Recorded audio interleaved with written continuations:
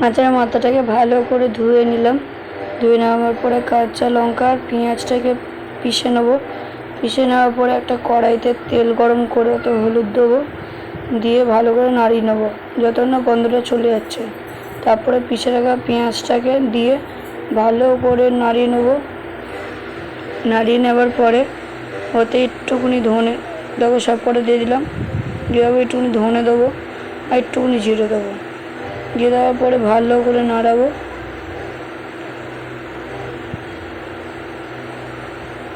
যতক্ষণ আমার মশলা কষছে তোমরাও আমার চ্যানেলটাকে লাইক, সাবস্ক্রাইব আর শেয়ার করে দাও ভিডিওটাকে।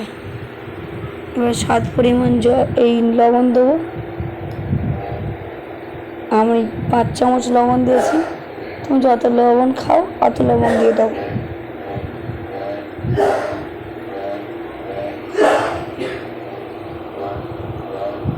দেওয়ার পরে ভালো করে মশলাটাকে কষে নেবো। কষে নেওয়ার পরে কেটে রাখা আলু দিয়ে দিলাম। দিয়ে নিয়ে ভালো করে এটাকে কষে নেবো। আমি আলু খাই তাই আমি আলু দিলাম। তুমি যদি আলু খাও তুমিও দেবে, না খাও নাই দেবে।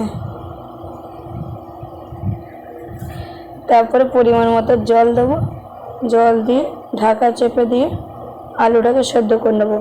টমেটোটাকে ভালো করে পিষে নিলাম। পিষে নিয়ে আলু যখন গলে যাবে তখন ধনেপাতা কুচি আর বেটে রাখা টমেটো দুটোই দিয়ে দেবো।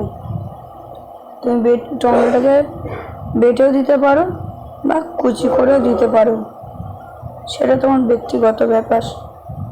আমরা বেটে টমেটো দিই যাতে স্বাদ ভালো আসে। দিয়ে দেওয়ার পরে আমার মাছের মাথা যেটা ছিল, মাছের মাথাটাকে দিয়ে দিলাম। মাছের মাথা দিয়ে দেওয়ার পরে ওইটাকে ঢাকা চেপে মাছের মাথাটাকে গলিয়ে নেবো।